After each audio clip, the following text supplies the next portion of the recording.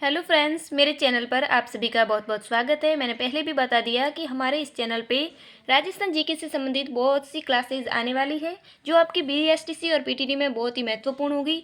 अब अगर आपको ये वीडियो मिल गया है तो आपको बहुत सी बातों की टेंशन करने की ज़रूरत नहीं है। ये वीडियो बहुत छोटे छोटे होंगे जिससे आपको ये फ़ायदा होगा कि आप कम समय में बहुत अच्छा पढ़ सकेंगे, क्योंकि ये सारे नोट्स से पढ़ाऊँगी। इसलिए अगर आपको ये क्लास मिली है तो अब आपको टेंशन करने की बिल्कुल भी ज़रूरत नहीं। कम समय में आप बहुत कुछ पढ़ सकेंगे। इसमें नोट्स होंगे तो आपको याद रखने में ईजी होगा। 2-4 बार लिख कर अगर आप देख लेते हैं तो आपको ईजिली याद हो जाएगा, इसलिए आपको टेंशन करने की ज़रूरत नहीं है। और दूसरी बात ये है कि जो बड़े बड़े कोचिंग संस्था है, अब आपको किताब की ज़रूरत नहीं होगी, किसी ऑनलाइन या ऑफलाइन कोचिंग की भी ज़रूरत नहीं होगी। तो चलिए वीडियो स्टार्ट करते हैं। इसमें हमने एक क्लास पढ़ी है जिसमें राजस्थान की स्थिति और विस्तार हमने पढ़ा है। वो टॉपिक भी आप जाकर देख सकते हैं। आप छोटे छोटे ये जो वीडियो है इसके माध्यम से आप बहुत अच्छा पढ़ सकते हैं। आपको किताब लेने की कोई ज़रूरत नहीं है, क्योंकि अगर आपको बिलीव ना हो, आपको मेरे पे यकीन नहीं हो, तो आप जाकर देख सकते हैं। एक बार किसी की बुक लें और जाकर देखें। अगर ये टॉपिक उससे न मिल रहे हो, ये नोट्स उससे न मिल रहे हो, तो मेरे वीडियो को एकदम से डिसलाइक कर देना। मैं कभी नहीं कहूँगी कि लाइक करो, मैं ये कभी नहीं कहूँगी कि लाइक और सब्सक्राइब करो। मैं तो बस इतना कह रही हूँ, वीडियो एंड तक देखो। आपके लिए यूज़फुल हो तो लाइक कर देना, ना लगे तो कोई बात नहीं, डिसलाइक भी कर सकते हो, ऐसा कुछ नहीं है। तो चलिए क्लास स्टार्ट करते हैं। आपका टाइम वेस्ट नहीं करेंगे।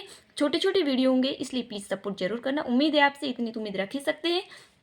तो चलिए क्लास स्टार्ट करते हैं। आज है हमारा जो है वो हम पढ़ेंगे, पहला ही टॉपिक आता है हमारा राजस्थान का भूगोल, राजस्थान जियोग्राफी। उसमें आज हम पढ़ेंगे जो राजस्थान के 4 पार्टों में बांटा गया है राजस्थान को। जैसे कि आपको पता होगा, राजस्थान को 4 पार्टों में बांटा। कौन सा?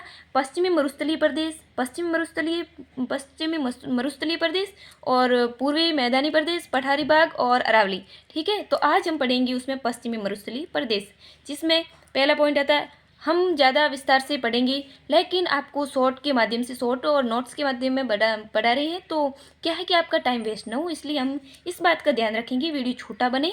और जो हम नोट्स बता रहे हैं वो आप लिख लेना, तो आपको इजीली याद हो जाएंगे। पहला, राजस्थान का जो पश्चिमी मरुस्थल है वो किसका अवशेष है? तो वो तैतीस सागर का है।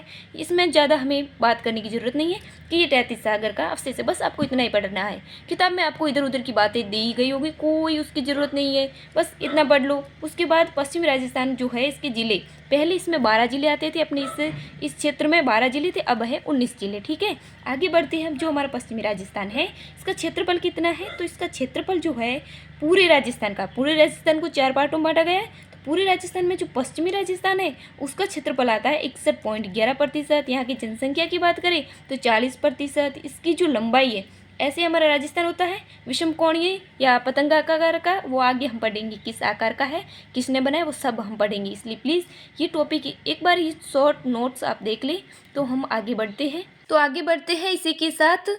तो हम बात कर रहे हैं कि हमारे राजस्थान की लंबाई की बात करें, जो लंबाई ऐसी होती है उत्तर से दक्षिण की ओर, तो लंबाई की बात करें तो 640 किलोमीटर इसकी लंबाई है। चौड़ाई की बात करें तो 300 किलोमीटर, और ऊंचाई की बात करें तो 300 मीटर है। अब यहाँ हमारे यहाँ की जो राजस्थान पश्चिमी मरुस्थल की जो वर्षा रेखा है, वर्षा क्या है, 0 से 40 डिग्री सेंटीमीटर यहाँ पे वर्षा होती है। और यहाँ का तापमान है वो 42 से 48 डिग्री, कभी कभी 50 तक भी चला जाता है। यहाँ की जो मृदा है, मृदा रेतीली है, जिसे बालू या मिट्टी भी बोलते हैं। ठीक है, अब यहाँ की जो वनस्पति की बात करें तो हमारे यहाँ वनस्पति होती है मरुदबिद, जीरोफाइट यहाँ की वनस्पति है। अब यहाँ की जो मृदा है वो लवणीय मृदा है। ठीक है, अब यहाँ पे जो फसल है, फसल यहाँ पे मोटे अनाज जैसे बाजरा हो गया, गवार हो गया, मोठ हो गया, ऐसे जो मोटे मोटे अनाज होते हैं वो यहाँ पे फसल होती है। यहाँ की जो प्रमुख नदी है, तो लूणी नदी यहाँ की प्रमुख नदी है। ये मोस्ट इम्पोर्टेंट सवाल बनता है। जो बीएसटीसी पीटीटी है, ऐसे छोटे छोटे जो क्वेश्चंस पूछते हैं उनमें मोस्ट इम्पोर्टेंट ये हो जाता है कि लूणी नदी है, वो लूणी नदी मारवाड़ की मरुगंगा किसे कहते हैं, मारवाड़ की गंगा किसे कहते हैं, तो मारवाड़ की गंगा लूणी नदी को कहते हैं, और इसी को मारवाड़ की जीवन रेखा भी कहते हैं। तो ये दोनों अंडरलाइन कर देना कि मारवाड़ की जीवन रेखा और मारवाड़ की गंगा लूणी नदी को कहते हैं। और यहाँ पे एक बांध है हमारे यहाँ पे, तो उसे जवाई बांध कहते हैं, जिसे मारवाड़ का अमृत सरोवर कहा जाता है। ये भी मोस्ट इंपॉर्टेंट है कि मारवाड़ का अमृत सरोवर किसे कहा जाता है, अमृत सरोवर, तो जवाई बांध को कहते हैं। अब यहाँ पे पहले बरसात कम होती है, एक तो वर्षा यहाँ पे कम होती है, तापमान ज़्यादा है, यहाँ पे पानी की कमी है, संकट है, तो यहाँ पे जो सिंचाई होती है वो किससे होती है, तो सिंचाई की वैसे तो ज़्यादातर बारिश पे निर्भर है, लेकिन सिंचाई जो होती है उसके 2 प्रमुख साधन भी है, एक इंदिरा गांधी नहर, एक गंगा नहर। ठीक है, ये भी मोस्ट इम्पोर्टेंट है। तो आज हम राजस्थान के पश्चिमी मरुस्थल को पढ़ेंगे, उसको कितने भागों में बांटा वो सब हम आगे आगे पढ़ेंगे। तो ये पढ़ने के बाद मैं गारंटी के साथ मैं कहती हूँ, कॉन्फिडेंस के साथ कह रही हूँ कि ये जो आप नोट्स पढ़ लेंगे, शॉर्ट नोट्स है, ये पढ़ने के बाद आपको ये तो फिक्स है कि किसी कोचिंग संस्था ऑनलाइन या ऑफलाइन कोचिंग क्लासेस की ज़रूरत नहीं पड़ेगी। क्योंकि अगर आपको विश्वास भी नहीं है तो आप किसी की बुक्स में जाकर देख लेना, इससे बाहर एक भी सवाल नहीं होगा। तो अब किसी बुक्स की ज़रूरत भी आपको नहीं पड़ेगी। ठीक है, आगे बढ़ते हैं।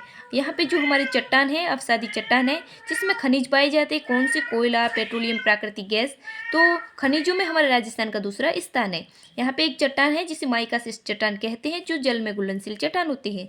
अब राजस्थान में सौर ऊर्जा उत्पादन भी होता है। सौर ऊर्जा उत्पादन जो है उसमें राजस्थान का दूसरा स्थान, फर्स्ट स्थान है। सौर ऊर्जा में राजस्थान का प्रथम स्थान है, ये याद रखना। और सौर ऊर्जा कहाँ कहाँ से होती है राजस्थान पश्चिम मरुस्थल में? तो जोधपुर है, जैसलमेर, बाड़मेर में। जोधपुर में था लेकिन अब वो फलोदी हो गया। ठीक है, तो यहाँ पे एक जोधपुर में बड़ला सोलर पार्क भी है, जिससे हमें 2245 मेगावाट क्षमता से बिजली प्राप्त होती है।